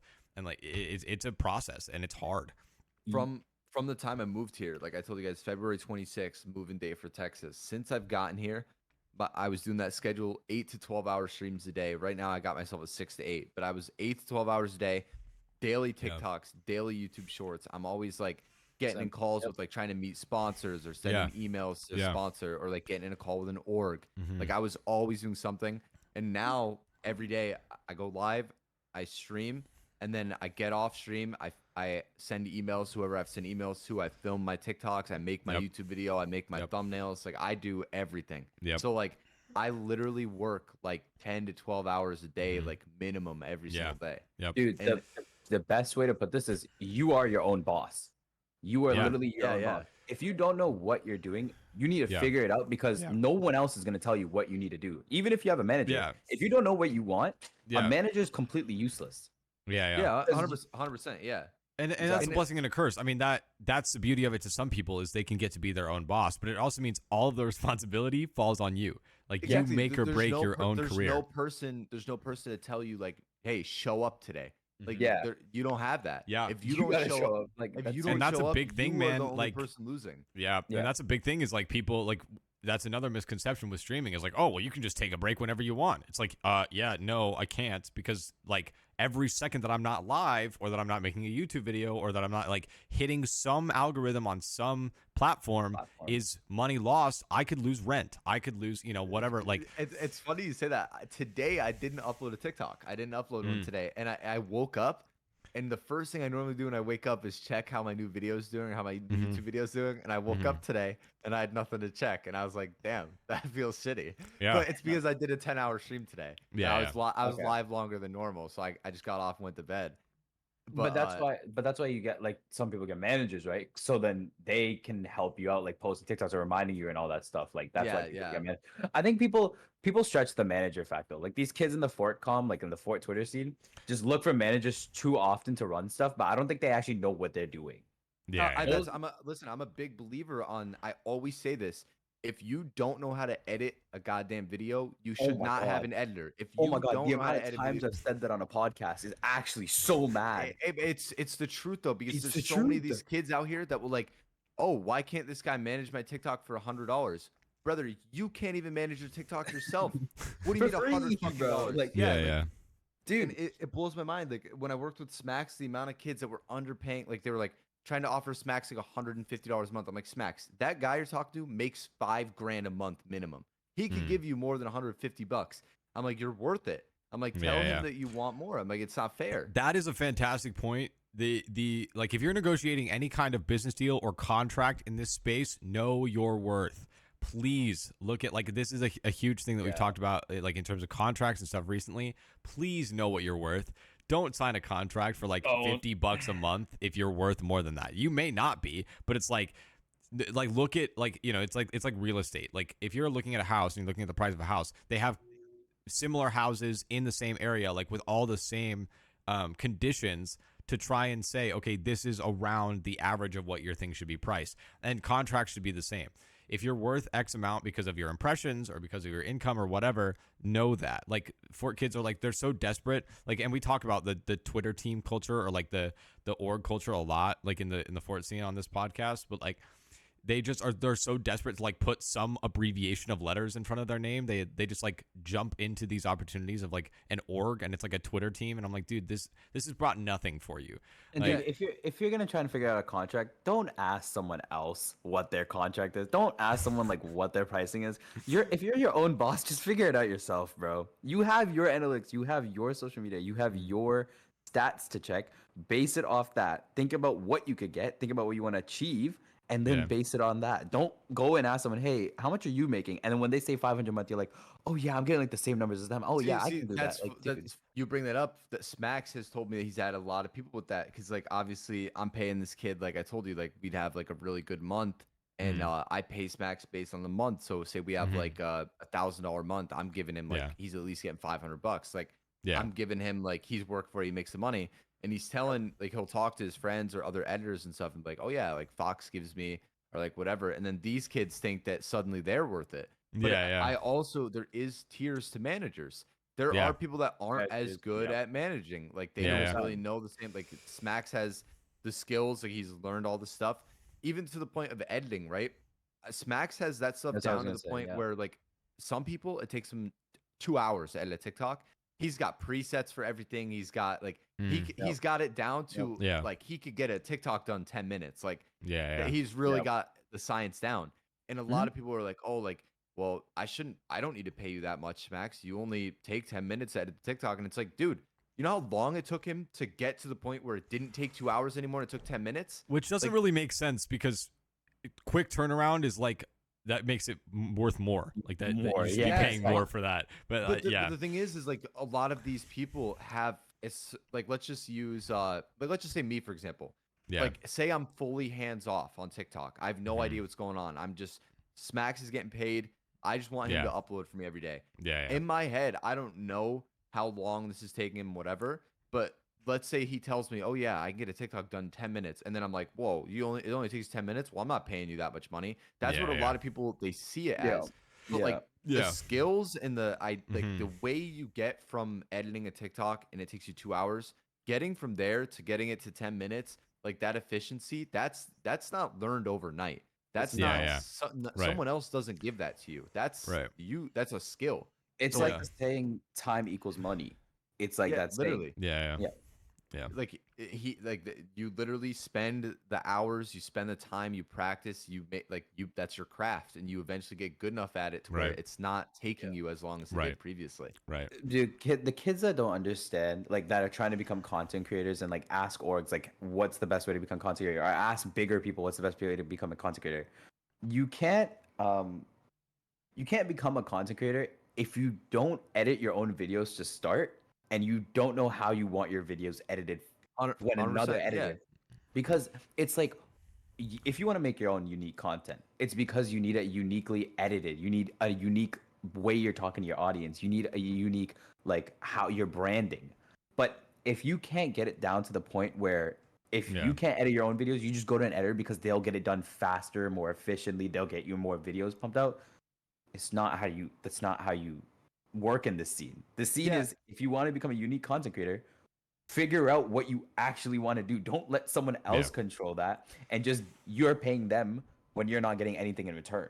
See, the thing is, you're saying like what you're saying too is like you're saying like making your own content. The biggest failure to like most creators and especially creators in the scene, like there's a lot of people that I could name right now that I know that like aren't partnered or like they don't stream as much as they should, or like they should be more successful, but they just don't do what they need to. No one actually wants to make content.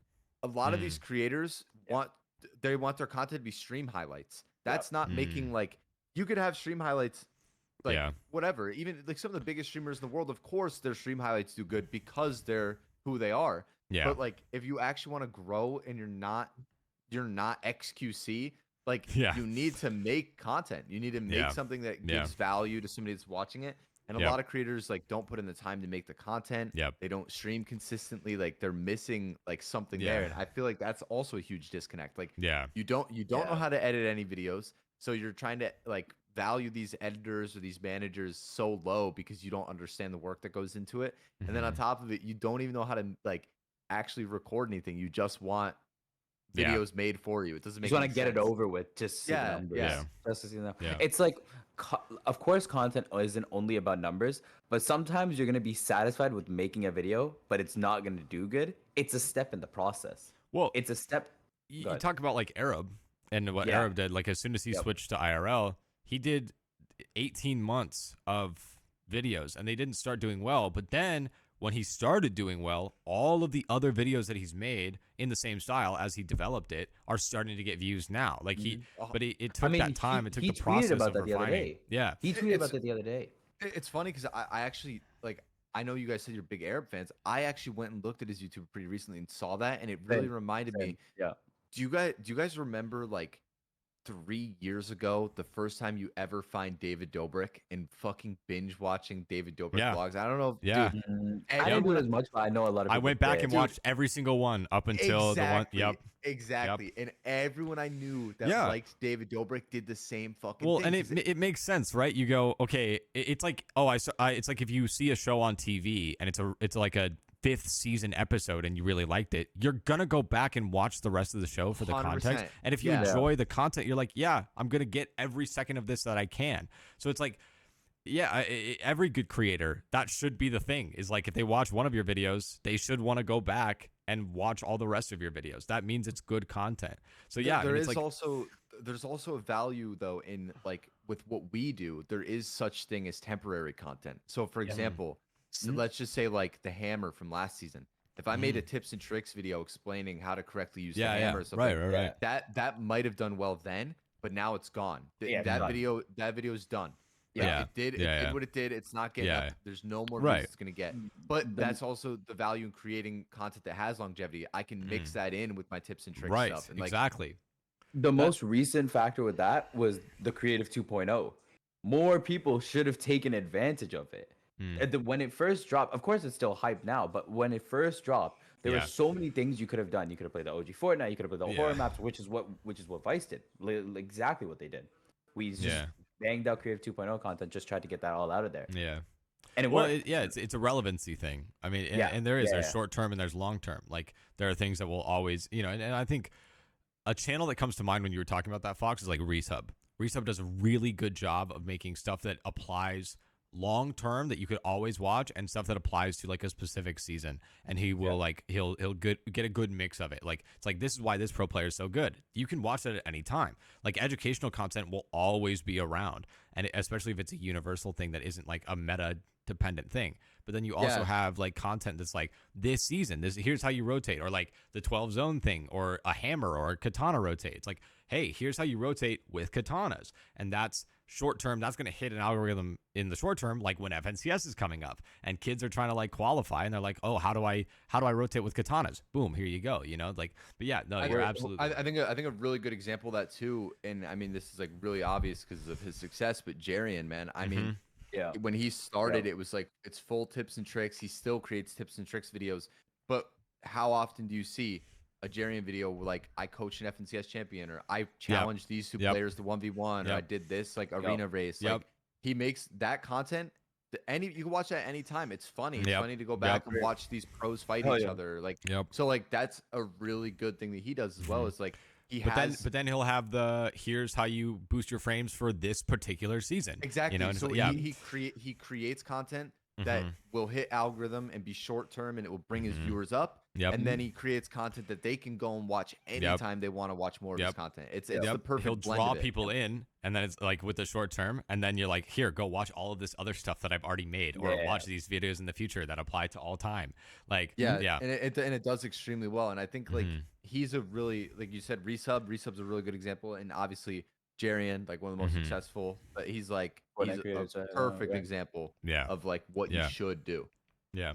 Dude, we're definitely seeing a resub video on Queasy and Vino this upcoming week, bro. Jeez, Dude, it won so many games. How do you get that many wins in a top 50 lobby? And it'll be interesting to see I didn't them even watch EU. I woke up today and I saw the fucking leaderboard. And I'm like, what? Yeah. They are Hundreds of points. Yeah. I was like, what? Yeah. That's actually crazy, man. Well, and it'll be interesting to see how that plays out at Copenhagen, because we'll have multiple regions represented. Yeah. And I kind of want to segue into that as well. like the LAN experience, because we've talked a little bit about Invitational. How was Invitational, and did you go to you didn't go to Atlanta, did you?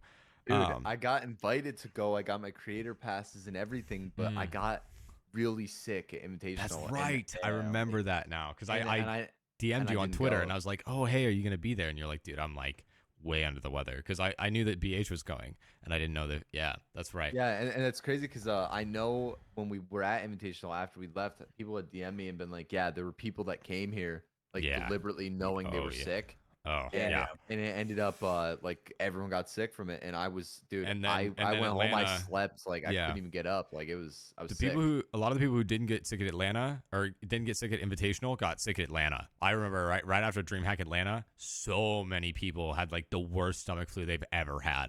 Like it was definitely being passed horrible. around. Yeah. But like, what was the Invitational experience like? Are you going to any more lands in the near future? Like what? Yeah. So I'm going to Dallas next month, Nice. June 2nd, June 4th. Yeah. I will be there. I'm doing this like big thing with G Fuel. So Very anybody cool. that comes up to me that takes a picture with me gets a free G Fuel starter kit. So I'll be wearing like a G Fuel shirt, and and all you have to do is take a picture with me and tweet it. So anybody like we're doing like a thing with that. So that's cool. Very cool. And Did you already tweet about that? No, that's I mean I've talked about it on stream, but it will be an announcement. Okay. But like it's not anything private, like it's a public thing I'm allowed to talk about. But so that's cool. I'm excited to do that. And that's great. I'm gonna I'll be going with Bhronos. I don't think I'm gonna play. I've honestly been thinking about streaming and just trying to like either do like a segment and just like have people come on and talk on the stream 100%. or just like show people the convention center. It's just gonna be fun. I barely do face cam, so I know my chat's gonna enjoy it. Like it'll be cool to see me.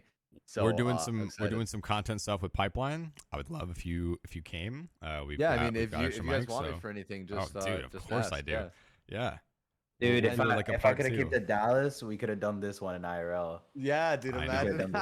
I tried to get him to go so bad, but it just didn't work out. It's all good. It just didn't work out.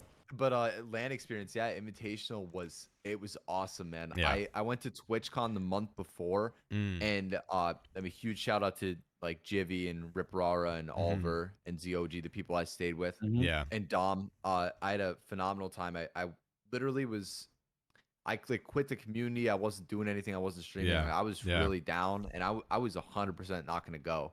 And I had already got my tickets and everything. And Jivy was like, Jivy and Rip Rara were hard pushing like, you come stay with us. Rip Rara paid for the whole place. Everybody got to stay for free with her. Like she's awesome. She's an awesome person. I know she gets a lot of like flack in the community. She's always in something. I mean, but when I met her, I ran into her in the lobby on the last day. And she I went and I was like, hey, like, I don't know if you've heard of me. Like, I'm Jatmon. Like, I've been in your chat a couple times. And she was like, oh yeah. Like, and she just gave me a hug. And I was like, whoa, like that's, like, she was just so incredibly nice. I was shocked. Like I had to tweet about it because I was like, her reputation and how she was in person were not at all. They were 100%. Completely polar opposites. She's literally so nice. Like, and the thing is with her is like, she looks out, like it reminds me of me. She looks out for her people. She loves, like, she works with Max, loves the kid. I know how much his relationship with her means to him too. Yeah. Well, she buys him Chick-fil-A like every day. Yeah. Yeah. And she like paid for everyone. She paid for me, like all of her Jivy. Everybody got to stay in the house for free. She paid for all of it.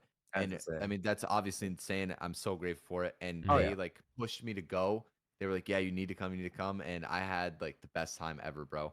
I absolutely love Jivy. I love Rara. Even me and Jivy the other day, I was in his chat and he's just listening to music and he's like, Stan, whenever I hear like this song or whatever, he's like, I always think of us being in the car driving around California and we got the music playing. Nice. It's like the same music. So huge thank you to them. They brought me out to that, and meeting everybody at TwitchCon was sick. I met a handful of like people that watch my streams that I met at TwitchCon, which was cool. Yeah. And then at Invitational, I met you. I met there was a bunch of people that took like pictures of me, like the arena grinder. Like it was cool. But I feel like Dallas, I'll meet a lot more people, and I feel like it's only going to continue to get better. Going to be the place to be, like, because so many people are moving out there for like all that. Yeah, dude, it's gonna be huge. Dallas is gonna be awesome. But that's you definitely go to a LAN if you haven't. It's awesome. It's absolutely like seeing everybody. Invitational was it's so hard to describe unless you were there, but like one thing that I think paints the picture well is I was always hesitant to call for it a community because that means something to me, and I think community carries certain conditions that I wouldn't have said that I felt like I didn't feel included. I didn't feel like people cared about me in the scene or whatever. But like at Invitational and after, I was like, yeah, this is a community. Like all of those people being in that venue for the same interest, the same passion, like for the game, that we all decided to like actually take time out of our lives and money to go on a trip to like watch this event was so huge. Like I could not hate anyone there. Like I could have walked up to anyone and had a conversation. It would have been pleasant because it's just like, and it's funny you say that though, because it's like crazy the amount of people that like had beef with each other, and it's like when you finally like when it comes down when you to see it, them in person, you realize how unserious it is. You're like, oh shit, like you don't actually wish like anything bad on any of these people, and it's cool because it makes me sad that you say you don't feel like anybody cares about you. But like I made a point to like get into the comm in a bigger way, like after especially, and like I've and that is I mean I've issues, seen like, I've seen you around more, and I feel like a lot of people say your name more now. But I remember when you were messaging me. You were messaging me like, hey, like I really want to meet you, and I was like, yeah, like, and I really did try to like meet you, and I remember you telling me how grateful you were for that. You're like, yeah, like it was awesome. Like you tried to introduce me to everyone. I did. I tried to like let you. Like, I met like Psychology. Psychology is awesome, by the way. Like he's one of the chillest dudes. I don't know, maybe just like the character that he plays, but like I love the kid. I love Zach too. Me and him are good friends, and funny enough, we met at Invitational. So me and Zach met at Invitational. We weren't friends before that, and now he's someone I like talk to every day. Like that's I love him, and that's one thing too is you saying that makes me feel bad in a sense too, because it's weird. I don't really like, and I try not to come off this way. I don't want people that watch me or like people in the community to really think I'm like unavailable, but I definitely don't like reach out to people a lot or message everybody because I feel that I'm honestly so like focused, man. I get up every day, I stream, like, and then when I'm streaming, I talk to everybody. I get off stream, then I record, and I sleep. I like eat, shower, whatever. Like, you sound the exact way Advit explained to us. The exact same way. I don't, and I feel bad. It's not that I don't have time for anybody. It's just that like I just don't really talk to anybody. I'm always so focused on trying to get something done. No, that's understandable. No, like I've never felt like, oh yeah, he doesn't want to talk to me. Like I just dude, I've been pushing this podcast off for so long. No, I feel bad, you're fine. But I will say I'm happy we waited because I feel like it worked out, right? With everything that's gone on with me in the last month and everything, I'm so much happier that we got this story to talk about. I remember the first time we scheduled it, the day we were supposed to record, like one of your family members got in a car accident or something. Yes. And it was just like this series of really unfortunate events. And then it was just like, all right, well, like we'll get to it when we get to it. Like it was like a week spree. I had a cousin. I remember all the Spider-Man pictures that were tweeted of him in the rain. And that's when you know Foxman is down bad. Yeah, if you go on Twitter and you see a Spider-Man video or a Spider-Man picture, you know I'm having a bad day. So if you ever see that, just like shoot me a message and say like, hey, I hope you're all right. But like I had one of my cousins pass away, and then sorry to hear. Literally not even in the same week, my grandmother got in a car accident, broke her neck, and that was the day we scheduled the podcast for, and I was like, I can't do it. So it's completely understandable. So understandable. And then I moved here, and I've been like constantly. Me and you talk in chat. Like I'll see you come in every now and then. And we've sent some DMs back and forth, and then finally you messaged me again. You messaged me on Discord, and you're like, "Yo, let's get this podcast." I'm like, "Fuck it, dude. I gotta get it done." Dude, like I've seen you. I was like, "Yeah, we gotta get him now. He's been up. Like he's not up and up right now." I wish we could have done this at Dallas, bro. Oh my god, it would have been so. We really do need to get people at like. Oh yeah. Anyway, we can talk. No, you really need to get me to Dallas, bro. Somebody pay for it. No, I'm just fine. I mean, well, I've got all my notes. I'm good. Vishal, I mean, no, dude, he cleared a good section just talking about Bhronos, like living with him, all that stuff. Dude, I could talk for hours, bro. Dude, that's so could I. I never shut up. So like when we would start, you guys would bring up a topic, I would fucking probably hit like 3 of them. Like I just didn't stop. No, it works. It works perfectly. Right before we do our traditional last question, just like what's next for you? What's in the plans? Anything in the works? Like obviously you just talked about like DreamHack Dallas and all that, but like is there anything with content that we should be looking out for that you're excited about? Yeah, so obviously with the announcement of Ranked, there comes the question again, like Arena's gone, and like does Foxman Ranked return to grind? the ranked grind? Unreal? And Foxman and Unreal? Unreal Fox. Bhronos moves in this week. Yes, so me and he him had this does. idea. Yo, Yes. We're like, yo. me and Bhronos are back together. We're both on 0 ping, and we're like, Yep. dude, let's make a fucking grind to ranked, like a Yeah. TikTok series. Yeah. Yo, A road to Unreal. Me and Bhronos playing duo queue. So I think that's gonna be the play. If it doesn't work out how I want it to, obviously I'll find something new. But like that's the plan as of right now. Worst case Good scenario, I don't like it. I go back to my pub stuff. But I do think I will be returning to the ranked grind with Okay. Bhronos. Good We'll shit. see the, Would we'll see the would love duo to hear back it. together. Yeah, I'll probably be on the rank grind as well. I'm excited to see how Yeah. it turns out. I'm excited to see how it Jam- goes too. I feel Yeah. like it's going Jatmon's to create a lot of opportunities for people. Jatmon's I'm- about to be hard stuck bronze. Oh, Okay, bronze is crazy. I'm kidding. Plat, maybe hard stuck plat. I think I can okay. get to Unreal. So last question for you, and this is a tradition. If you had to give the audience one piece of advice, could be life, could be Fortnite, whatever. One piece of advice, what would it be? If this guy says a Fortnite saying, I swear to God, I will cry. Yeah. So Drop the hammer out of your inventory am I supposed to immediately say, like, after it. No. If there's one thing Fortnite taught me, the smaller your circle, the closer you are to winning. No, like, but no, like an actual like good piece of advice. I tweeted it the other day. I love that Jim Carrey video, but like seriously, if there's something you're passionate about, something you love, don't push that away. Don't put it on the back burner because regardless of security or regardless of making somebody, you think someone will make fun of you, whatever. If you never chase something you actually care about, you never chase something you're passionate about, you will always regret that you never tried it. 100%. And Regret is so much worse than failure. Yeah. I sure. literally have done this for years, and I finally can say like I'm really proud of where I've been. I know I'm gonna go like farther. I believe in myself, and I'm gonna continue to work and become more. But it's paying off, and it's taken me years. And anybody can accomplish something. Like chase your dreams, dude. Yeah. 100%. Yep. Yeah. I mean, that's 100%. I mean, it's like bank on yourself. Like what, if you're broke for a couple of years, you're broke for a couple of years. It's like, dude, that Jim Carrey quote I tweeted literally says it's like you can fail at something you don't want to do, so why not take a chance at something you love? Right. Like you said, you can. He said about how his dad was an accountant. Like he had money, it was secure, and then he lost his job. It's like you can be broke, you can lose out on something, but it's like all that stuff never goes away. I can always go back to school. I can always go do this. Exactly. But like right now, my position with content, if I stop making videos and I stop streaming, that doesn't mean that 4 years from now I can come back and be in the same position. It's like right. Do what you love, whether it's content, whether it's sports, whatever. Like chase your dreams. Yep. All right. Well, where can people find you? I am at Foxman1x on every social except for Twitch. I am just Foxman on Twitch. Partners. All right. Well, ladies and gentlemen, thank you for joining us for another installment of the GhostComms podcast. We will see you all in the next one. Peace. Bye, everybody. Damn, man.